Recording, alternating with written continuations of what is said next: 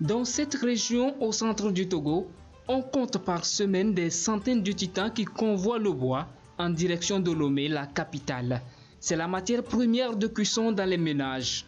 Son approvisionnement, quelle que soit sa source, relève d'un déboisement massif. Le dérèglement climatique est l'une des conséquences de cette pratique.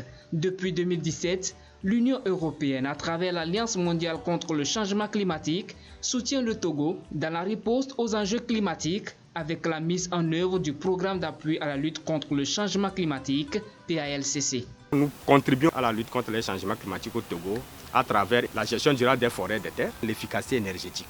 En termes de production de charbon, de bois, consommation de la biomasse, énergie, il faut aider les acteurs étatiques et non étatiques à renforcer leurs capacités pour mieux contribuer donc à la lutte contre les changements climatiques. Et justement, sur le volet efficacité énergétique, 60 000 foyers améliorés sont promis par le PALCC pour réduire la consommation du bois. Ces foyers sont très efficaces en matière de changement climatique parce qu'ils économisent jusqu'à 30% de l'énergie. Imaginez un ménage qui utilise d'habitude 12 sacs dans l'année. Avec le foyer que nous vulgarisons sur le PALCC, vous pouvez utiliser 6 à 7. Vous voyez la quantité de bois qu'on a coupé avec la méthode traditionnelle pour fabriquer autant de tonnes de charbon que la nature est en train d'économiser. Ici, c'est bien Kori.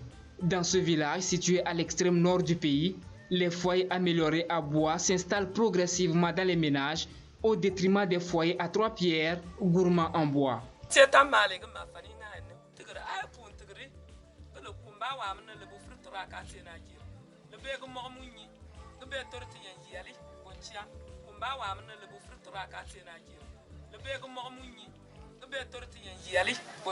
Le PALCC va loin en initiant des reboisements à vocation bois-énergie pour diminuer la pression de la population sur les forêts.